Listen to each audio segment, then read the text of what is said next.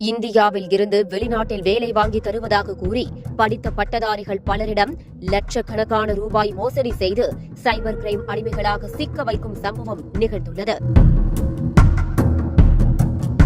Thailand, Myanmar, Laos உள்ளிட்ட நாடுகளில் சீனர்கள் நடத்தும் நிறுவனத்தில் சைபர் கிரைம் அடிமைகளாக 500க்கும் மேற்பட்ட இந்தியர்கள் மாட்டிக்கொண்டதாகவும் தகவல் வெளியாகியுள்ளன. தமிழகத்தில் இருந்து வெளிநாட்டில் வேலைக்கு முயற்சி செய்து கொண்டிருக்கும் நபர்களை தொடர்பு கொண்ட முகவர்கள் சிலர் தாய்லாந்து, மியான்மர், லாவோஸ் உள்ளிட்ட நாடுகளில் சீனர்கள் நடத்தும் நிறுவனத்தில் தாங்கள் வேலை வாங்கி தருவதாக கூறி அவர்களிடமிருந்து குறிப்பிட்ட தொகையை பெற்றுள்ளனர். பின்னர் வெளிநாட்டிற்கு அழைத்து சென்று சைபர் கிரைம் அடிமைகளாக செயல்பட வைப்பதாக கடந்த சில மாதங்களாக சேலம் மற்றும் சென்னையில் சில வழக்குகள் பதியப்பட்டன.